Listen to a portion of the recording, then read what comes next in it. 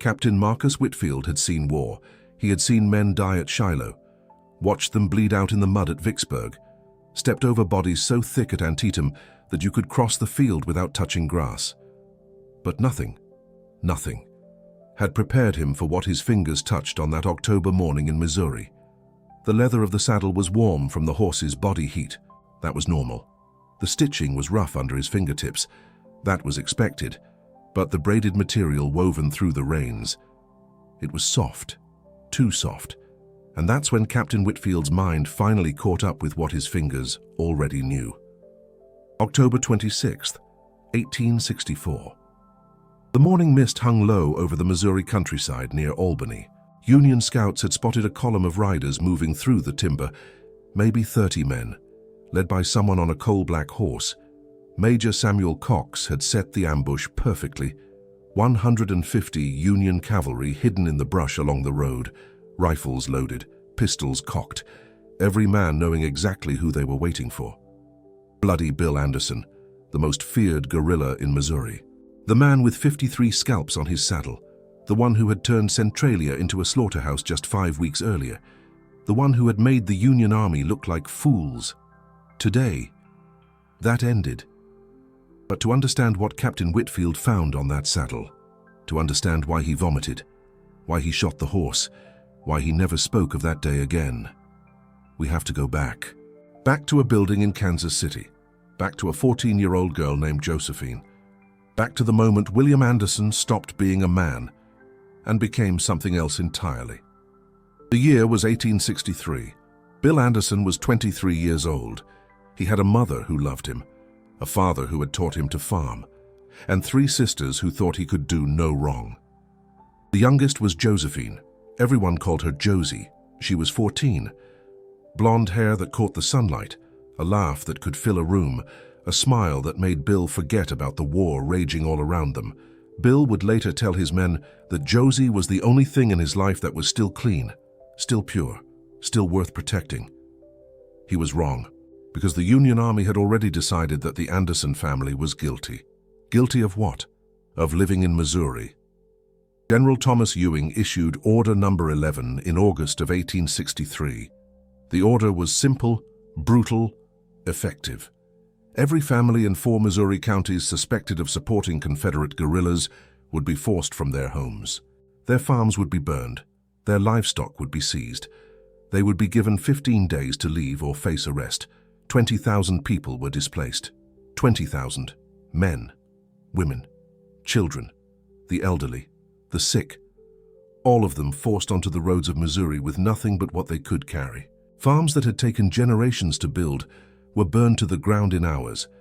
Livestock that represented a family's entire wealth was confiscated or slaughtered, and the Union called it military necessity. The Confederates called it war crimes. The people of Missouri just called it hell. Artists would later paint the scene, lines of wagons stretching to the horizon, families with everything they owned piled on their backs, Union soldiers standing guard with torches. George Caleb Bingham, a Missouri painter who witnessed it, created a canvas that would become famous. Order Number 11. He called it the most flagrant violation of civil rights that had ever been perpetrated in American history. And into this chaos, into this hell of burning farms and displaced families, Bill Anderson rode, with murder in his heart, and his sister's blood on his hands. The Anderson family was on that list. But Bill's sisters, Mary, Josephine, Martha, they weren't home when the soldiers came. They were staying in Kansas City. The Union believed they were passing information to Bill's guerrilla band. They weren't, but that didn't matter. On August 13th, 1863, Union soldiers arrested the 3 Anderson sisters and several other women suspected of aiding guerrillas. They were held in a makeshift prison, a 3-story building on Grand Avenue in Kansas City, a building that was already crumbling, a building that should never have housed prisoners, a building that Union commanders knew was unstable. There was something else in that saddlebag that Captain Whitfield would find, something worse than the scalps, something that would explain everything and nothing at the same time. We'll get to that. On August 14th, the day after the women were imprisoned. The guards reported that the building was making strange sounds. Creaking, groaning, the walls seemed to shift. Colonel Alexander Donovan sent a message to his superiors, warning that the structure was unsafe. That message was ignored. On August 16th, prisoners in the basement reported seeing cracks spreading across the foundation. A second warning was sent. That message was also ignored. And on August 18th, 1863, at approximately 4 o'clock in the afternoon, the building collapsed. The soldiers outside heard it first. A sound like thunder rolling underground. Then the screaming started. The 3-story building pancaked in on itself. Wooden beams snapped like matchsticks. Brick walls crumbled into avalanches of rubble. Women who had been standing at windows one moment were buried under tons of debris the next. Josephine Anderson was on the second floor when the building came down. Witnesses said they could hear her screaming for 6 minutes. 6 minutes. Trapped under the wreckage. Bones broken. Lungs filling with brick dust. 14 years old. Screaming for her brother. For her mother. For anyone. And no one came. When they finally pulled her body from the rubble, Josephine Anderson was dead. She was wearing a white dress. It was red when they found her. Bill Anderson received news of his sister's death 3 days later. A messenger found him at a guerrilla camp deep in the Missouri timber. He handed Bill a letter and a bundle wrapped in brown paper. Bill read the letter first. His face showed nothing. Then he opened the bundle. Inside was Josephine's dress, still stained with her blood, still torn where the beams had crushed her, still carrying the faint smell of a 14-year-old girl who had never done anything to deserve dying alone in the dark. Bill Anderson held that dress for almost an hour. He didn't speak. He didn't cry. He just held it. And when he finally looked up, the men who saw his eyes said something had changed. The Bill Anderson they knew was gone. What looked back at them was something else entirely. The number 53 wasn't random. Bill knew exactly why he stopped counting at that number. We'll get to that too. From that day forward, William Anderson became Bloody Bill. He joined Quantrill's raiders with a single purpose: revenge. Not revenge against specific soldiers, not revenge against the officers who ignored the warnings, not even revenge against General Ewing, who issued Order Number 11. Revenge against the Union. All of it. Every blue coat, every soldier, every man who wore the uniform of the army that had killed his sister. The first scalp appeared on Bill's saddle in September of 1863. A Union soldier who had been captured near Independence. Bill asked him one question. "Were you in Kansas City when the building fell?" The soldier didn't understand the question. That didn't save him. Captain Whitfield had seen something before that prepared him for nothing. His own unit had burned farms in western Missouri. They had forced families onto the road with nothing but the clothes on their backs. They had shot men who resisted, sometimes men who didn't resist. He had told himself it was war. He had told himself it was necessary. He had told himself that Confederate sympathizers deserved whatever they got. Now, standing over Bill Anderson's body, looking at his saddle, Whitfield was beginning to understand that everything they had done had consequences, 53 of them, braided into the reins. The Lawrence Massacre happened on August 21st, 1863. Just 3 days after Josephine died, Quantrill's raiders, including Bill Anderson, rode into the Kansas town at dawn. What happened over the next 4 hours would become one of the most controversial episodes of the Civil War. 150 men were killed, buildings were burned, widows were made, and Bill Anderson, the quiet farmer's son who used to make his little sister laugh, was in the thick of it. The reports said he seemed calm, methodical, like a man doing a job he had no feelings about anymore. After Lawrence, Bill split from Quantrill to form his own band of guerrillas. He took the most violent, the most committed, the most damaged men in Missouri with him. They called themselves Anderson's Raiders. The Union called them something else: animals, demons, the terror of Missouri. The saddle became a shrine, a monument to vengeance, a warning to anyone who wore blue. Bill Anderson didn't just want to kill Union soldiers. He wanted to terrify them. He wanted them to know that every time they saw a guerrilla on a black horse, every time they heard hoofbeats in the Missouri night, every time they rode through timber that seemed too quiet, he wanted them to know that death was coming. And death had a name. Every time Bill killed a Union soldier, he took something. At first, it was just scalps. The practice was common in frontier warfare, used by both sides to keep count, to intimidate, to prove kills. But Bill was different. He didn't just keep the scalps as trophies, he attached them to his saddle. He braided the hair into his horse's reins. He wanted everyone who saw him coming to know exactly who he was, and exactly how many Union men had died by his hand.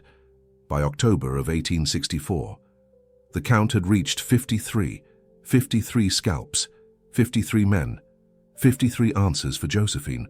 One of those scalps, Captain Whitfield would later realize, belonged to a man from his own company. Private Daniel Morrison had gone missing near Glasgow in July. They assumed he had deserted. They were wrong. September 27th, 1864, Centralia, Missouri. This was where Bill Anderson became a legend.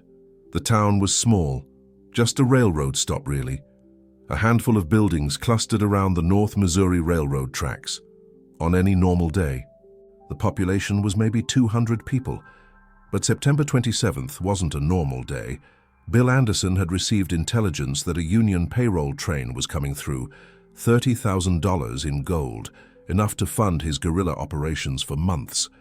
He rode into Centralia with 80 men who had nothing left to lose, 80 men who had learned to kill the way other men learned to farm. They arrived at 9 in the morning. Just as the train was pulling into the station, his men stopped a train carrying Union soldiers home on leave, 24 of them, unarmed, wearing their uniforms because they were proud to serve. Bill had them stripped to their underwear.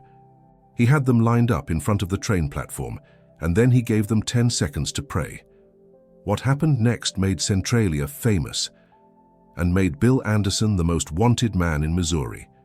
But the Centralia massacre, as horrifying as it was, wasn't what haunted Captain Whitfield. It was what came after. Major A.V.E. Johnston arrived with 147 Union cavalry to chase down Anderson's 30 men. Johnston was a brave man, a decorated officer, the kind of commander who led from the front and expected his men to follow. But he was also a conventional soldier, trained at West Point, taught to fight in formation, to use mass and discipline to overwhelm the enemy. He had never fought guerrillas before. He didn't understand that Bill Anderson's men weren't soldiers. They were something else entirely. Killers who had learned their trade in the borderland between Kansas and Missouri, men who carried 6 pistols each because they knew that in close combat. Rate of fire beats everything. Men who had stopped being afraid of death somewhere in the Missouri timber, because they had already lost everything worth living for. Johnston looked at Bill's 30 guerrillas and saw easy prey. Bill Anderson looked at Johnston's 147 cavalry and saw targets.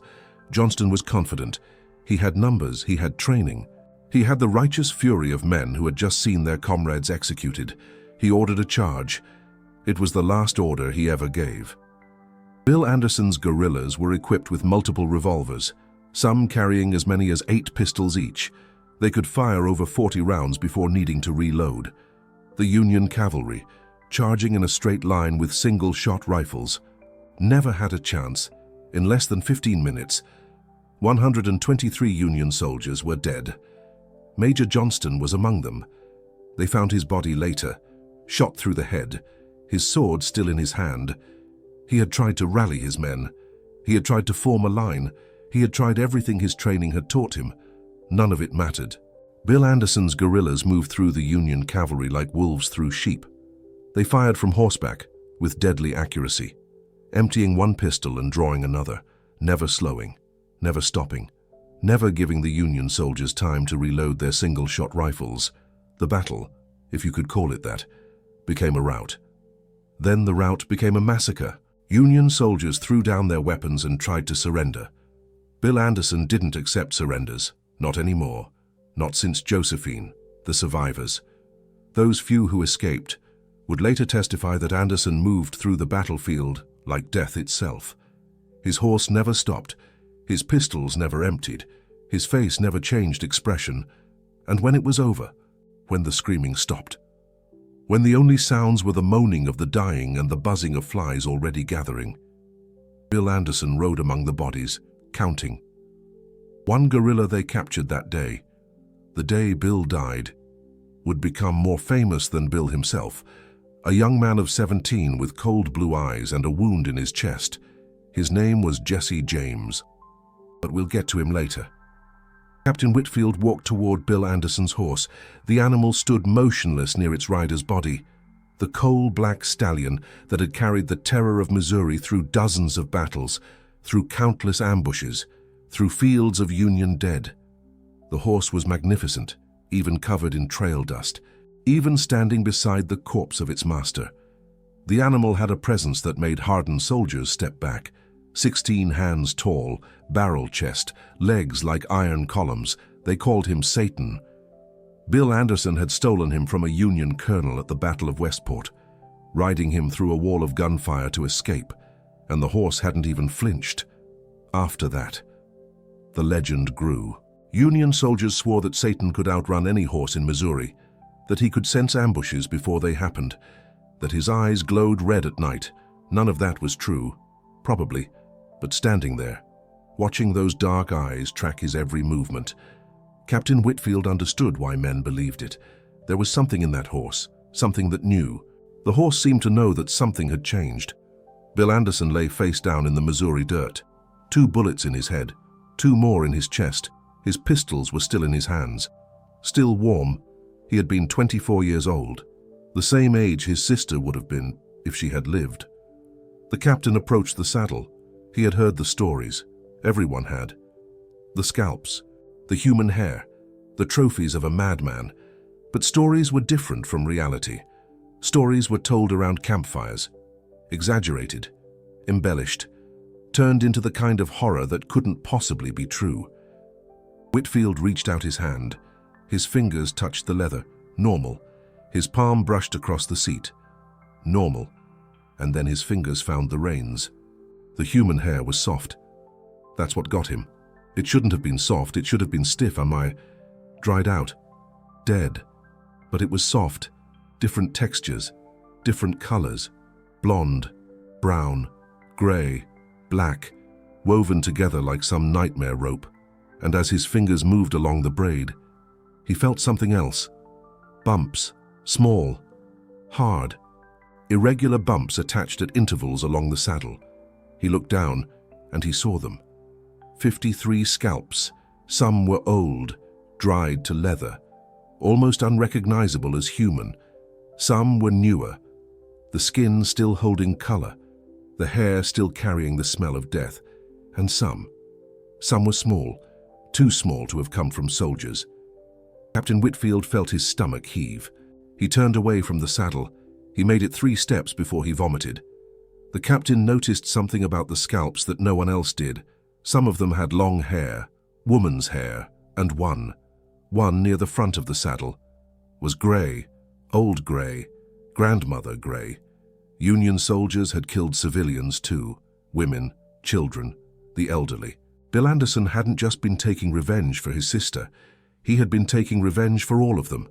Every innocent killed by Order Number 11, every family burned out of their homes, every woman who had starved on the roads of Missouri.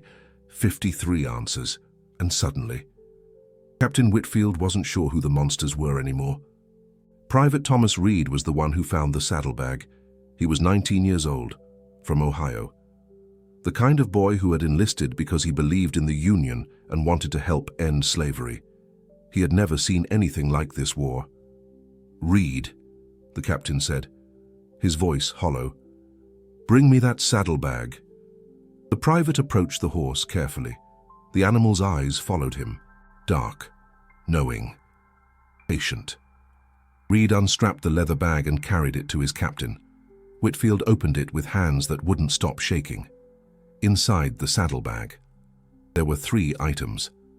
The first was a leather pouch containing approximately $400 in Union paper currency, blood money, some of it taken from the pockets of dead soldiers. The second was a letter, unfinished, addressed to someone named Mother. Bill Anderson had been writing to a woman who had died 6 months earlier without knowing her son was still alive. And the third was a dress, a small dress, a child's dress. White cotton with blue embroidery, stiff with something dark, something that had dried into the fabric over many months. Blood, old blood, a 14-year-old girl's blood. Captain Whitfield held Josephine Anderson's dress in his hands. He knew what it was. Everyone in Missouri knew the story.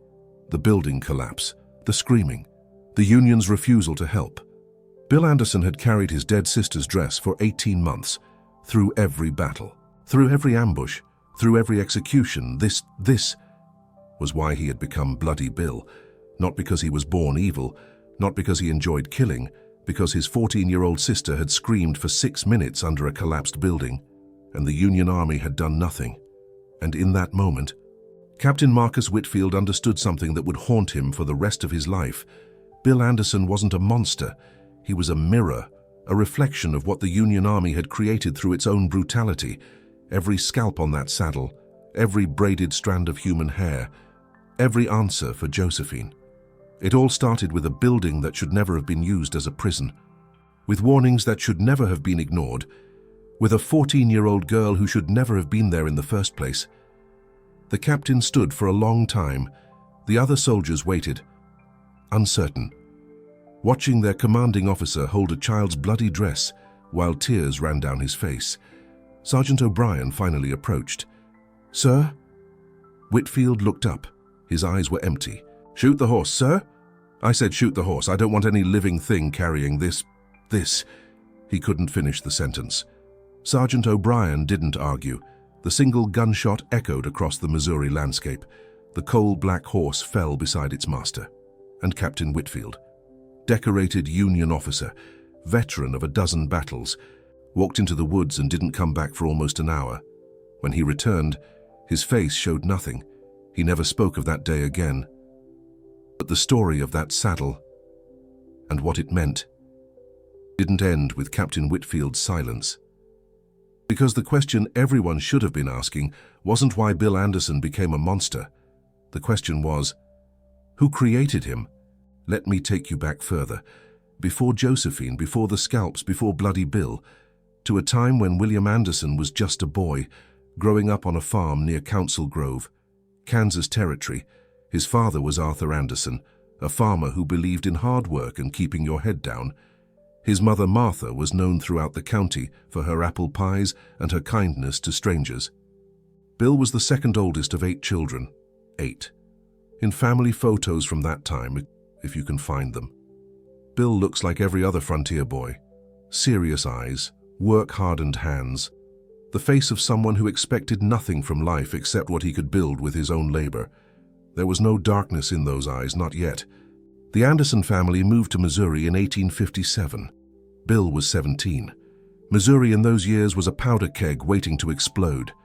The debate over slavery had turned the territory into a battleground years before the official war even started. Kansas, just across the border, was bleeding. Jayhawkers from Kansas raided Missouri farms, stealing horses, burning barns, sometimes killing anyone they suspected of Confederate sympathy. Missouri guerrillas, bushwhackers, did the same to Kansas. The Anderson farm sat right in the middle of this chaos, but they tried to stay neutral. Arthur Anderson told his sons the same thing every night at dinner. "This isn't our fight, we're farmers. We don't take sides." For a while, that worked. For a while. The first time Bill Anderson killed a man, it had nothing to do with politics. 1862. Bill was 22 years old. A group of horse thieves had been working the border counties, stealing animals from farms and selling them in Kansas. One night, they came to the Anderson farm. Bill's father confronted them. They shot him. Arthur Anderson didn't die, but he was never the same. The bullet lodged near his spine left him partially paralyzed. Bill tracked those horse thieves for 3 weeks. He found them outside of Independence. What happened next was never officially recorded, but when Bill came home, he had the family's horses back, and he had a new look in his eyes. Some men discover something about themselves when they take a life. Some discover horror, some discover guilt, some discover nothing. Bill Anderson discovered that he was very, very good at violence. It wasn't something he enjoyed, it wasn't something he sought out, but when violence was necessary, when someone threatened his family, something inside Bill clicked into place like a well-oiled mechanism, cold, efficient, unstoppable. But here's the thing about that kind of discovery. It changes you, not immediately, not obviously, but it creates a door inside you, a door that, once opened, can never be fully closed. When the Civil War officially started in 1861, Missouri became hell. The state didn't secede from the Union, but it might as well have been two states fighting each other. Union forces occupied the cities, Confederate sympathizers controlled the countryside, and caught in the middle. Families like the Andersons. Bill's younger brother James joined a Confederate guerrilla band in early 1862. He was killed 3 months later. That was the second door. Bill didn't join the guerrillas immediately. Even after his brother's death, even after his father's injury, he tried to stay on the farm. He tried to protect his mother and sisters. He tried to be the man his father had raised him to be. But the Union Army had other plans. In late 1862, soldiers came to the Anderson farm. They accused Martha Anderson, Bill's mother, of feeding guerrillas. They were right. Any mother in Missouri with sons fighting for the Confederacy fed guerrillas when they passed through. It was an open secret. But the Union decided to make an example. They arrested Martha. They beat her in front of her daughters. They demanded to know where Bill was. Martha told them nothing. For 3 days, they kept her. 3 days of questioning, 3 days of threats. 3 days during which Bill could do nothing but watch from the hills, counting the soldiers, knowing that any rescue attempt would get his mother killed. On the 4th day, they released her. Martha Anderson never fully recovered. Her hair turned white within a month.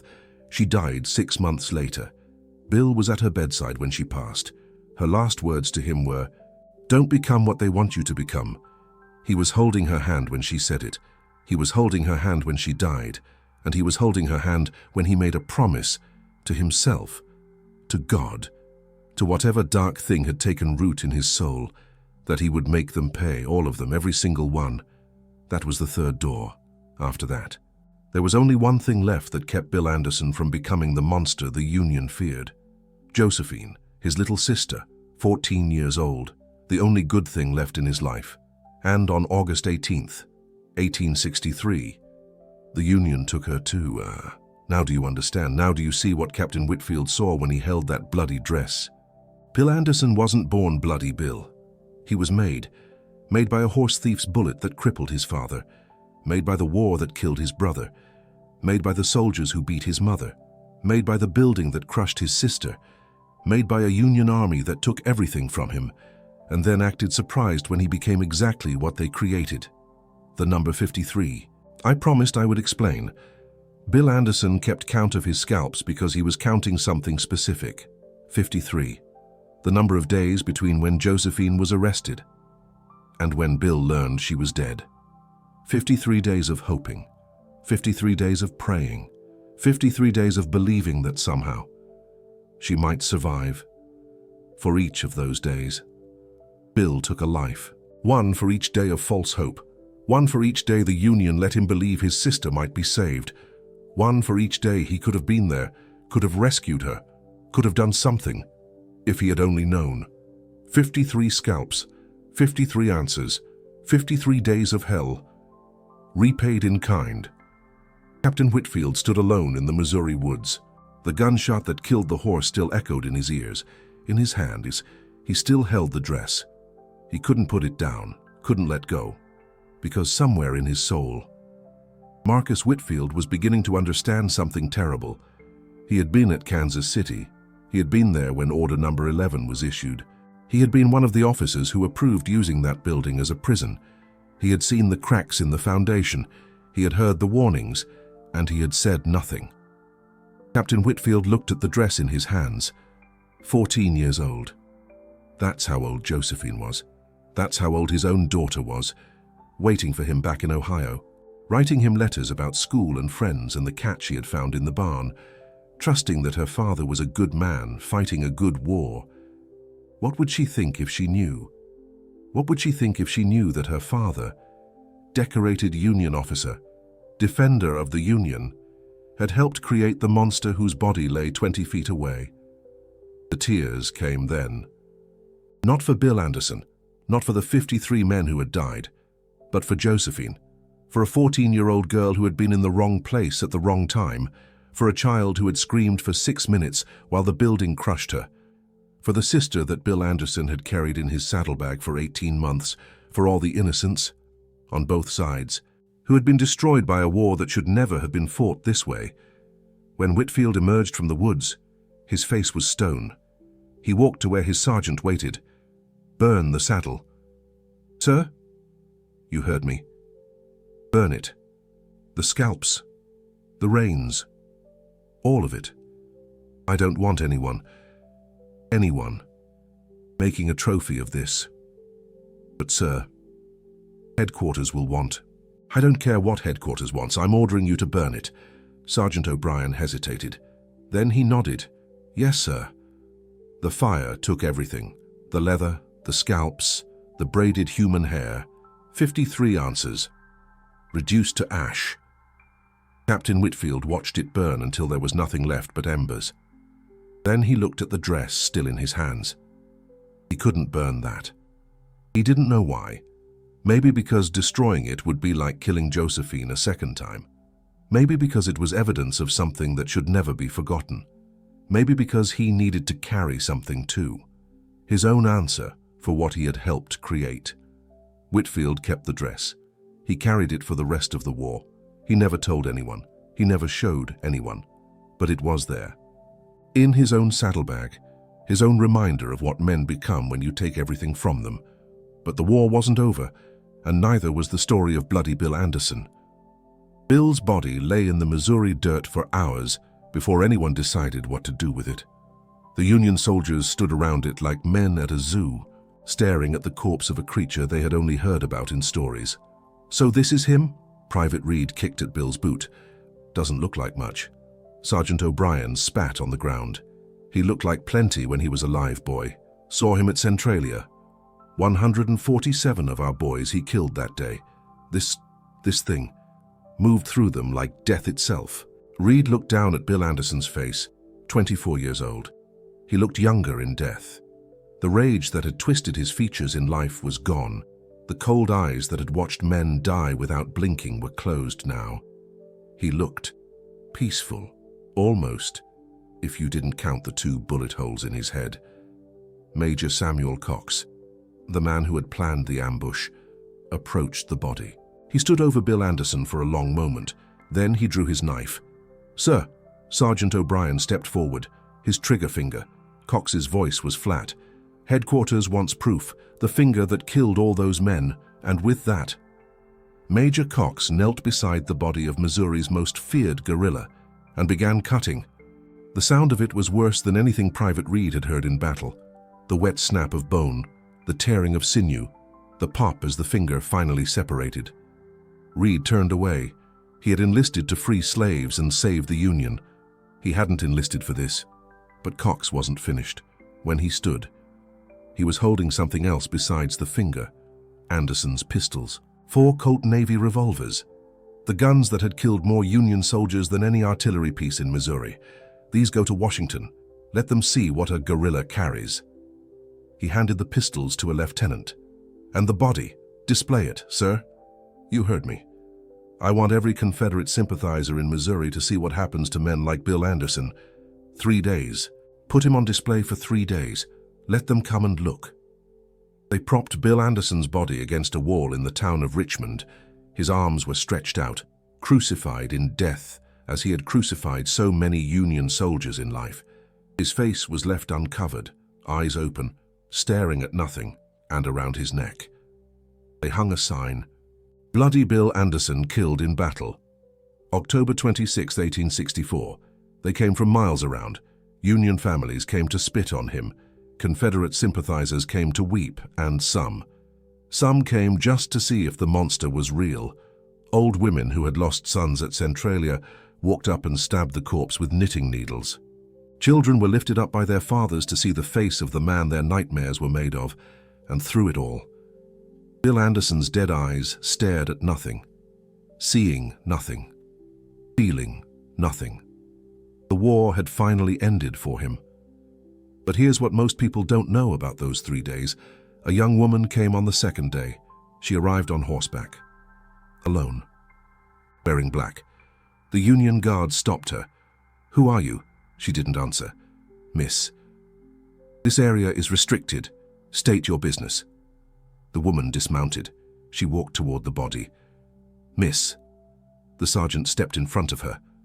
"I said, let her pass." Captain Whitfield's voice cut through the tension. The sergeant turned. "Sir." "She could be. Let her pass." The woman walked to Bill Anderson's body. She stood there for a long moment. Then she reached out and closed his eyes. The Union soldiers watched in silence. She whispered something, words that no one else could hear. Then she took something from her pocket and placed it in his hand. A flower, a single white flower, wilted but whole. She turned and walked back to her horse. "Sir." The sergeant looked at Whitfield. "Let her go. Who was she?" Whitfield watched the woman ride away, someone who loved him. Before. Captain Whitfield never learned her name. He never tried to find out. But he thought about her often in the years to come. Thought about what Bill Anderson must have been. Before the horse thieves shot his father. Before the war killed his brother. Before the soldiers beat his mother. Before the building crushed his sister. What kind of man might he have been? What kind of life might he have lived? What kind of love might he have found? Questions that could never be answered. Questions that haunted Whitfield until the day he died. One guerrilla they captured that day would become more famous than Bill Anderson himself. I promised I would tell you about him. His name was Jesse James. He was 17 years old when they caught him. Wounded in the chest, barely alive. The Union soldiers wanted to execute him on the spot. Just another guerrilla. String him up with the rest. But Jesse had something the others didn't. A mother who came for him. Zerelda James rode into the Union camp under a white flag and demanded her son's release. She argued that he was just a boy, that he had been wounded and was no threat, that executing a child, even a guerrilla child, would make the Union look like the monsters they claimed to be fighting. The Union commander, against the advice of his officers, agreed to let Jesse James go. It was the worst decision the Union ever made, because Jesse James had learned something riding with Bill Anderson. He had learned how to kill, he had learned how to rob, he had learned how to disappear, and when the war ended, when there was no more cause to fight for, Jesse James used those skills for a different purpose: bank robbery, train robbery. The Jesse James gang would terrorize the American frontier for 15 years. Liberty, Missouri, 1866. The first daylight bank robbery in American history. $12,000 stolen. A bystander shot dead. The newspapers called it an outrage. Jesse James called it business. Northfield, Minnesota, 1876. The most famous failed robbery in the Old West. 2 gang members killed. Jesse escaped by the skin of his teeth. He rode through the night, just like Bill had taught him. St. Joseph, Missouri. 1882. Jesse James was shot in the back of the head by a man he trusted, Robert Ford, the coward who killed Jesse James. They wrote songs about it. They made movies. They turned a guerrilla terrorist into an American legend. And it all started here, in the shadow of Bill Anderson's body, with a 17-year-old boy who should have died in Missouri.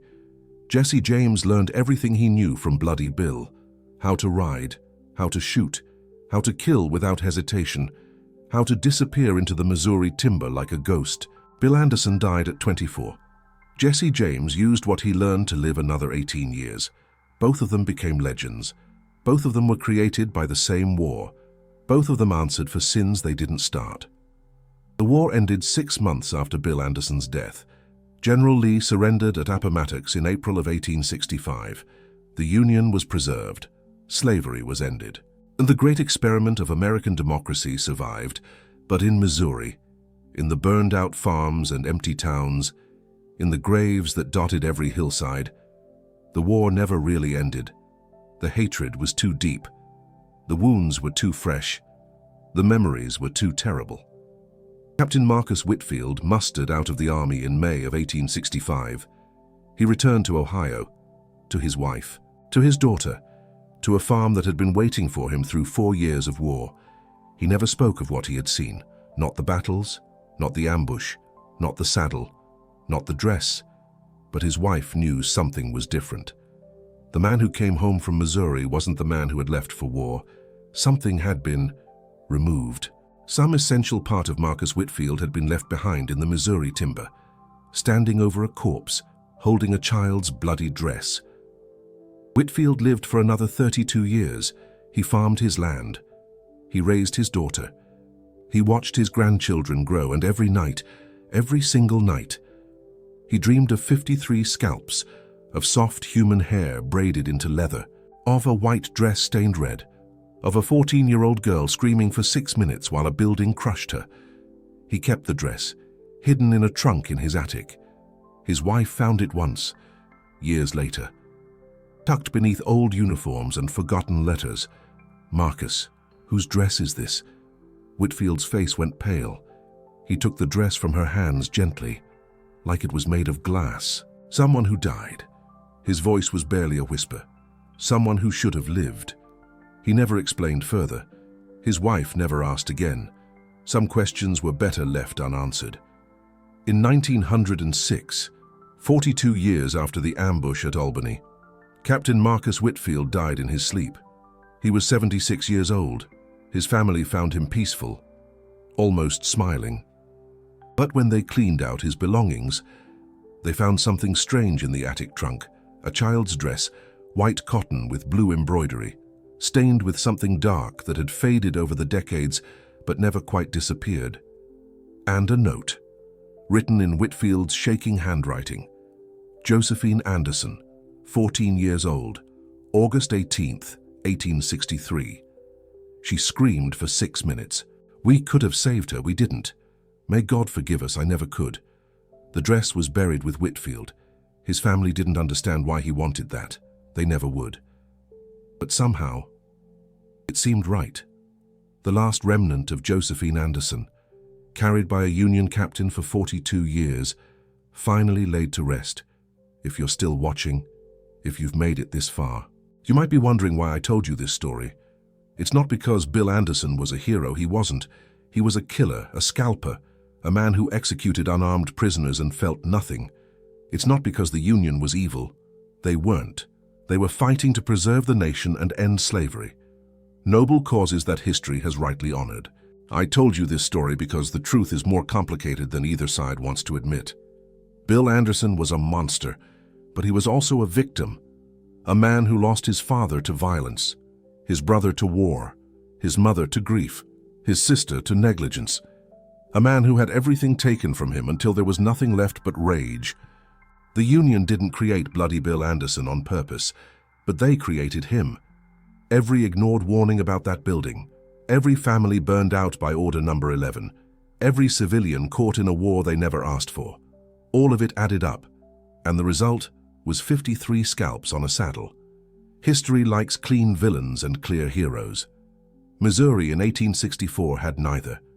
There were only men, broken men, doing terrible things to each other in a war that had spiraled beyond anyone's control.